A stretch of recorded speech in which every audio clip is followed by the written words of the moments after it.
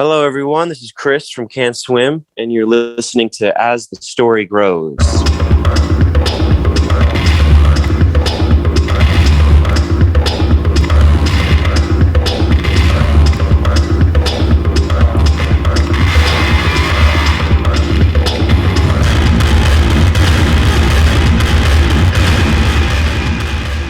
Welcome to the next chapter of As the Story Grows. I'm Brian Patton. This week, we welcome Can't Swim frontman Chris LoPorto to the podcast. Can't Swim just dropped their third full-length record, Change of Plans, this past Friday on Pure Noise Records. Chris talks about how Pure Noise was the catalyst for the band's career, releasing music and being creative during COVID lockdowns, and the themes and trajectory that shaped Change of Plans. Can't Swim wasn't a band on my radar before this episode, but now I'm a big fan, and I love Change of Plans. I hope you guys check it out. So enjoy getting to know Chris LoPorto from Can't Swim.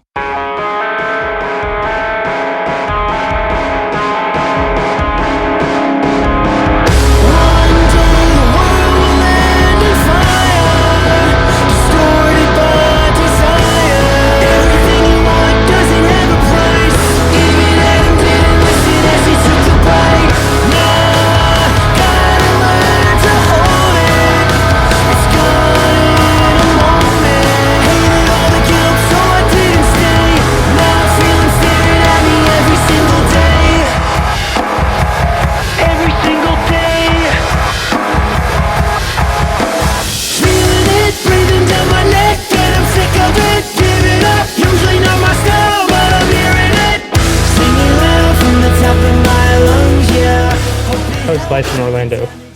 It is good. It's very hot. Yeah. But getting through it, definitely not the worst place to quarantine or live in COVID and not go on tour. So it's been, got to look at the positives. Yeah, there wasn't much quarantine that really happened down there, right? That is also true. Yes. We are very guilty of that. Yes. Yeah. Where'd you grow up? So I grew up in New Jersey. I was born in Brooklyn, New York. Okay. And then my parents moved out to Keansburg, New Jersey. It's like a little shore town, not very far from Brooklyn. And yeah, that's where it all happened. It's awesome. What was growing up like for you? So Keansburg was pretty crazy. It's like this like kind of abandoned beach town, if you will. But yeah, man, I had a good childhood. No complaints. I obviously was bored enough to start playing music, and hopefully that's going to work out one day. But yeah, I had two parents. They stuck together. I had a little brother. I went to Catholic school. I had a pretty privileged little life there. So now at 32 years old, you realize how many different ways that could have went, and pretty lucky to have it go the way it went. So for sure. Yeah, definitely. It's awesome. What got you into music? So the culprit was my Uncle Mike, my dad's brother.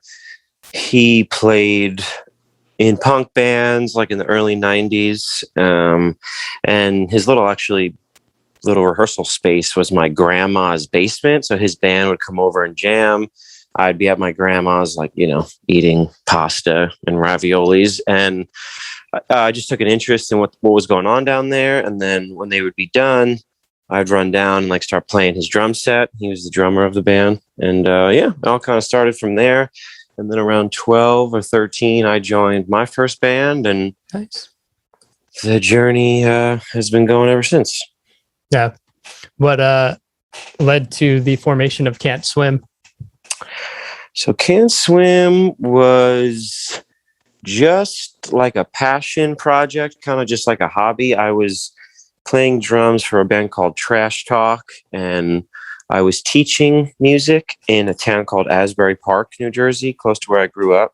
So it was like a lot of drums. I was teaching drums. I was playing drums for Trash Talk, and just was getting, I don't know, a little burnt out, or I was around so many different musicians, and I was like, maybe I should take a stab at playing guitar, and then I started kind of like learning how to play guitar, and then I was like, okay, I have Logic on my computer, like a recording program, so I started messing around with that. And then it was nothing more than what I just thought it was going to like live in my laptop. I never thought it would really kind of become anything. And then I sent some demos to some friends, and then it all started spiraling out of control. And here I am today, still spiraling out of control. What led you guys to Pure Noise? So Pure Noise actually is the reason for everything. They got wind of the demo, the first 5 songs. And like I said, I didn't really even have a band. I certainly didn't have a van. I recorded it mostly all by myself with the help of Danny, our guitar player. And Jake, the president of Pure Noise, called me on the phone and was just like, hey, I want to sign your band. I want to help you guys out. And I was like, oh, dude, there's no band. Like, this is like, this is just something I was doing for fun. And obviously he was like a little surprised by that. He's like, oh, okay, well, I'm gonna call you next week if you have some buddies and think about it. I'm gonna send you on tour a lot. Like, if this is something that you want to do with your life, like, let me know. And then I called up a couple of buds, and then I called him back. I was like, yeah, man, we're about it. Like, I think we're all pretty excited. And then he sent the contract over, and then he put out Death Deserves a Name, and we started touring, and that was it.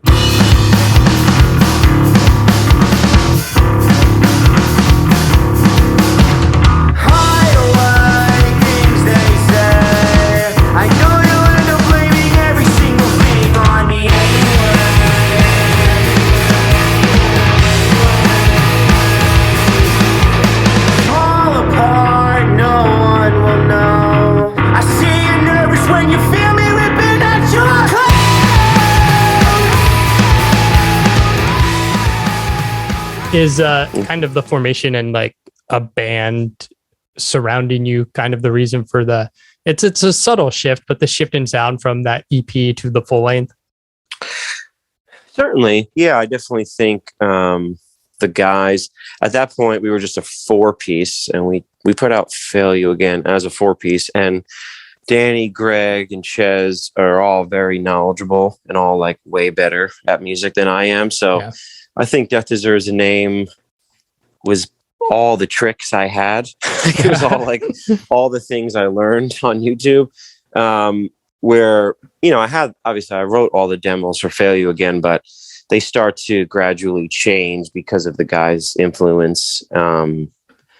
Just kind of pushing the envelope a little bit more. Like, okay, like, Chris, your demo is this, but you can also throw this in, throw that in, and then that's how we still continue to write songs. Yeah. Like, I send them a demo, and we can all get in a room and just try to see how much we can torture the riffs and the patterns and stuff. And I guess Fail You Again was like the first version of that. Yeah. Was there anything initially, or a band or a sound that inspired the original direction for what Can't Swim would sound like? I just think it was like inability. Okay. It was just like, I was incredibly new to singing. I've played drums my whole life. So obviously like programming the drums and like thinking of patterns and rhythms, like I had that down, but like my repertoire of chords and chord progressions was like pretty limited. I didn't really know. It's like it's weird. Like music is like a language. Like when you first start learning, like let's say Spanish in high school, like okay, I get like some of the conjunctions and like these smaller things, and then you continue and you can like read a whole sentence. But like in the beginning of Can't Swim, I barely knew what notes were in key. I was like, okay, how many options do I have if like the chord progression is this? So I think it was just like whatever could come out in key in the very beginning. Yeah. And then, like I said, the guys were very knowledgeable and, kind of talked me through a lot of stuff. But, I think that plus whatever I was inspired by growing up, just whatever music I liked. And But yeah, I never thought I'd be the songwriter or the singer. So I never really gravitated towards an artist for that. It was just like, oh, I like this song. This song makes me feel a certain way. It was never like, ooh, that's a cool minor fourth in there. It was just like, Yeah, this sounds fun. But yeah, that's why I think Can't Swim comes out pretty organically, because I really don't know how much I can do. yeah. Where'd that name come from? So Can't Swim, yeah, other than probably being the worst band name ever, it was like just like a joke of growing up. When I was in first grade, everybody in the class was being asked to like say like, a defining attribute, characteristic of yourself. And the kid before me was like, I love the beach, I love swimming. And like in my nervous, how old are you in first grade? 7 years old. Yeah. I was like, I can't swim. That's what I'm into. And everybody was like laughing. And so, 20 years later, I was like, oh, here's a funny name for a band. And that was that.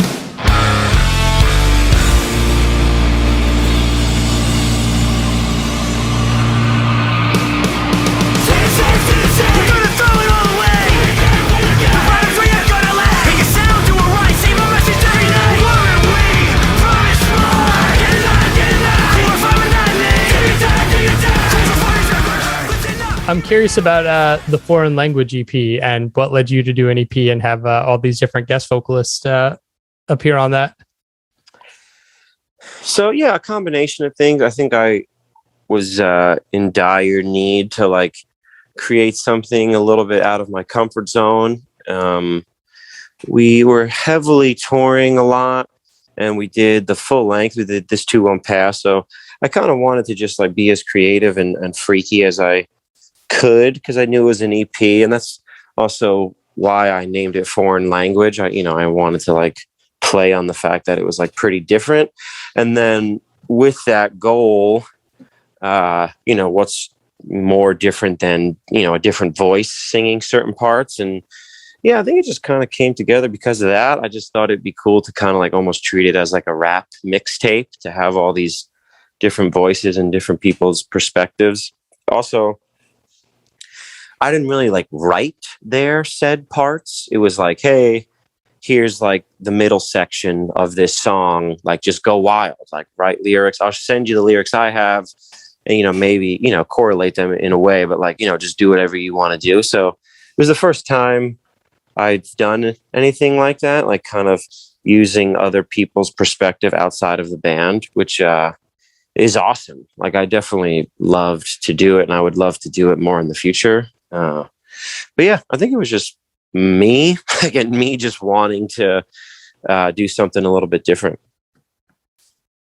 That's cool. You guys released 2 EPs in 2020. Were those pre-planned, or was that just kind of born out of COVID and not being able to tour? Yeah, certainly COVID, even though I will say that Someone Who Isn't Me was being recorded before COVID. Okay. I flew out to LA to start working on it with a good friend of mine named Chris Mealy. And it was like in the beginning of March, just so like, you if you were on the dark web, you might have seen COVID, but like it certainly wasn't like, on the top of the charts. Yeah. And then it does. Yeah. I mean, lack of a better phrase, top of the charts. Yeah. We do cut the recording short because I'm like, oh no, the world is exploding. I'm going to fly home.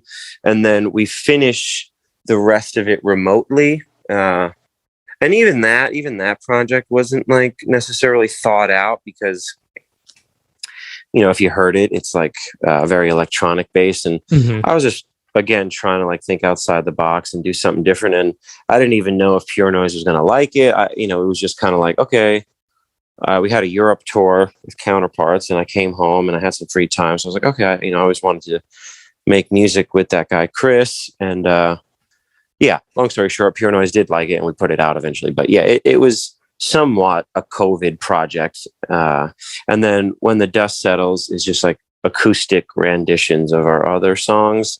And that was certainly because, my manager's just like, yeah, you're probably never touring again. Maybe you should write some more songs. It was mostly just because of that. Oh man. Well, when COVID hit, were you guys in the process of, you were recording Someone Who Isn't Me. Were you already in that process of looking to not tour and write and get working on what will be Change of Plans? It was in the works, but not necessarily, because we did have a good amount of tours lined up for those said months. Like we had the Bayside Senses Fail tour, we had a Europe run. So yeah, I don't know. I don't have the exact answer for that. I don't think we had the studio time booked with Will Putney, which was for Change of Plans. But then, once COVID strikes and all of our tours get canceled, obviously a lot of windows open up, and which, like I said, I certainly don't want to say top of the charts, but there is somewhat of a pro there that it, I think it led us to make our best album ever. And even Will Putney's a very busy man, so I don't know if those two stars would have ever aligned. Like, it's hard to get in to the studio with him, and the fact that it happened, I'm very grateful. So, in these times, I guess you got to look at the positives, and I'm glad that we got to make that record. Obviously bummed we missed the Senses Fail tour and whatever else, but greater days ahead, I suppose. Yeah. I saw you guys have a Twitch stream up. Is that something that was born in COVID as a way to stay connected and be creative? Big time. And just like my sanity, just needed to like communication. But I think that was very common, right? Like a lot of band dudes and probably every type of like artist and anybody that has like a social outlet kind of moved to Twitch. But yeah, it was certainly born due to COVID. Yeah.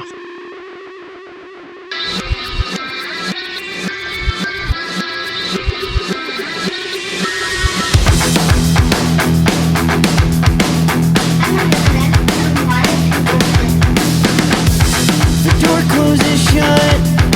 I hear a noise upstairs, but I'm not sure what it was. I creep towards the stairs. A faint and quiet whisper makes its way into my ears. Who could it be? We beckon for an answer with a clear apology. Do you hold the key? The ghost that sounds familiar even sounds a bit like me. So young and confused, a life of abuse.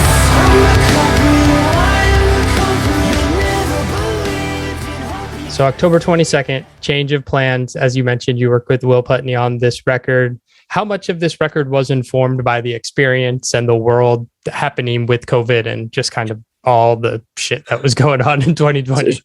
Totally. Lyrically, if you kind of like really skim through the album, not so much. It's back to the basics with this one. I think for Can't Swim is just like very personal, very just like songs about events that have happened to me, relationships of mine. The title itself, I definitely think was, telling of the times. It was a kind of like a dummy title that I had for one of the demos, like one of the songs that made it on the album was called Change of Plans. And I had an idea of what I wanted to name the album, and Will Putney and I were like kind of chatting about it, and he was just like skimming through the lyrics and skimming through the titles, and it was actually his idea. I mean, I thought of Change of Plans for a song title, but he was like, hey, like maybe we change the title for this song and actually use Change of Plans for the album. It kind of makes a lot of sense with what's going on. And I loved it. Like I immediately was like, yeah, that's way cooler than what I originally had. And then, so like you said, lyrically, not too much about, I don't like use the COVID word in a chorus or anything, but like, the title, that would be pretty bad. The title itself is definitely talking about what, and just like my life in general. Like I went through a lot of changes myself due to COVID and just due to that time period. So that's why we decided to name it that. That's cool. You had said you think this is your best record to date. What do you think makes this your your best record? What do you think? Like, what have you incorporated that's different? Sure. It's definitely, I think I immediately put my foot in my mouth when I said that, because I hate to be like precocious or like any like cockiness, but this was mostly from what the team has told me, like Okay. my bandmates, my manager. I don't get me wrong, I do like it, but this is like what I've just been told. Yeah, it's gonna be a hard question to answer. Sure. I do think, I would like to think, as an artist, the longer you are going down this path, like, not necessarily the better you should be getting at writing, but just like the more honest and more transparent you should be. Because like in the beginning, you're just trying to fill in the lines. You're trying to trace what, somebody else has done. And I think the best bands and the best songwriters, deviate from that the most. And obviously I'm not there yet, and I probably never will be satisfied with it. But, now this is going to be our third full length. It's like our 6th or 7th release. I think we have like 50 or 60 songs. So it would be, it would be a shame if I didn't say that about this album. And I hope to say it about the next one. I think it's just like a continuation of just becoming more comfortable with writing. Other than that, I presented Will a lot of demos, and I think Will, I cut the fat and really kind of picked the best ones to him. And then even after doing that, he refined them and polished them up and really added some, really cool, like really creative ideas to them. So, Danny produced the majority of Can't Swim stuff, and Danny was in the studio with me the entire time. So I think it was like a culmination of like having a bunch of creative people in the same space, which, I can't take credit for it. The beginning of Can't Swim was mostly all me, but now, I'm lucky to have surrounded myself with some pretty talented people. So that's why I will say it is the almighty powerful release. Yeah. That's awesome. The first single is Deliver Us More Evil. What was the decision behind making that the first single? I mean, it's very much a Can't Swim song, but it's got like this pop ballad element that's really cool that I like a lot.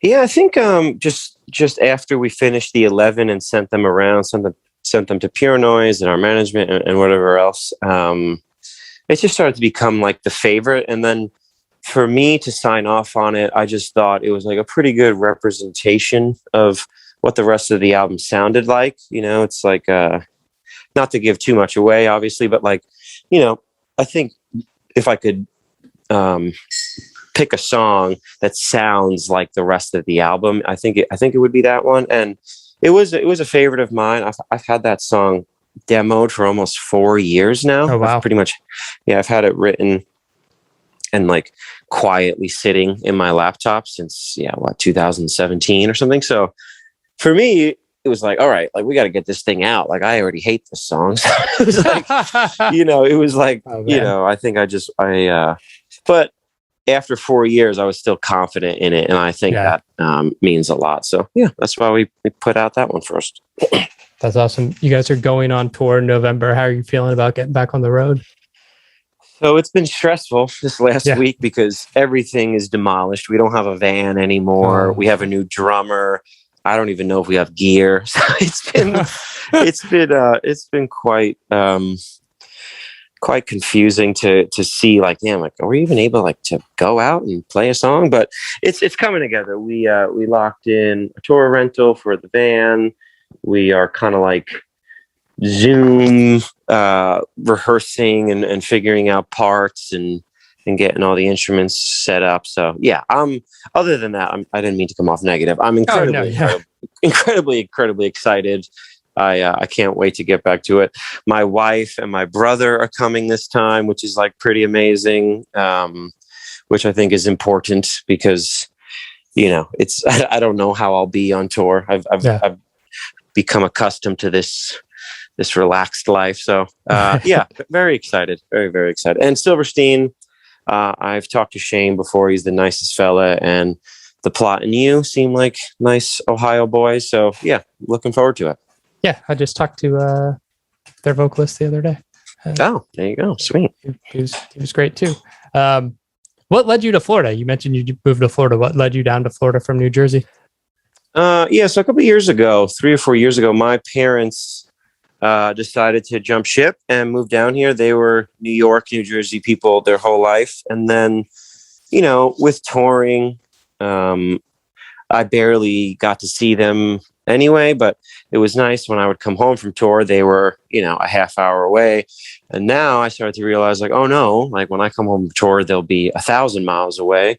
So yeah, me and my wife didn't really have anything or any other place that needed us to live in. We were both very lucky to be able to move around, and we decided, hell, why not? It's nice, it's warm, and my parents are here. So we just moved in a couple months ago, but Nice. yeah, we were living in Canada for the majority of crazy COVIDness, and because that's where she's from. And we, once things started to slow down Yeah. here, we moved on down. Yeah. What was Canada like? Canada is a lovely COVID. place. Yeah. It was for COVID. It was incredibly nice, especially the area she lived in. They had it, obviously it was scary, but they had it under wraps. Like it was pretty safe. It was very mask mandated, and luckily, her and I never got it. None of our close family members never got it. But like you mentioned earlier, Florida is like the Wild Wild West. It's like stepping into the lion's den. But luckily, we've been safe. Obviously, we're vaccinated, but we've been safe thus far. So hopefully, fingers crossed.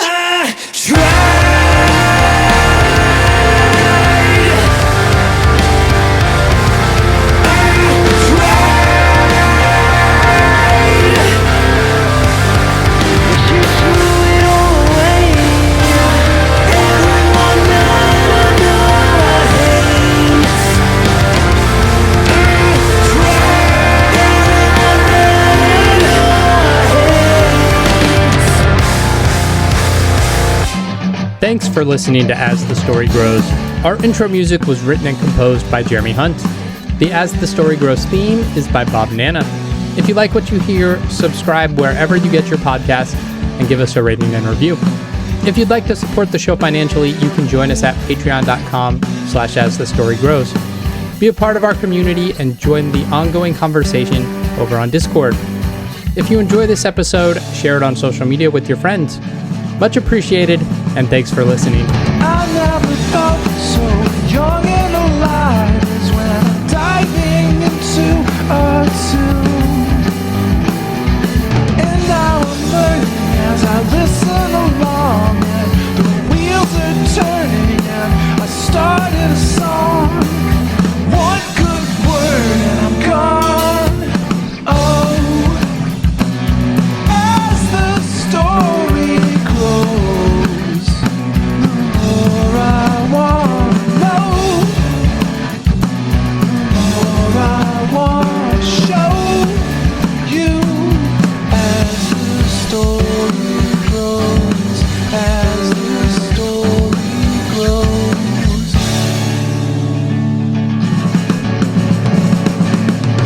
You can create something lasting and great, something passionate and real.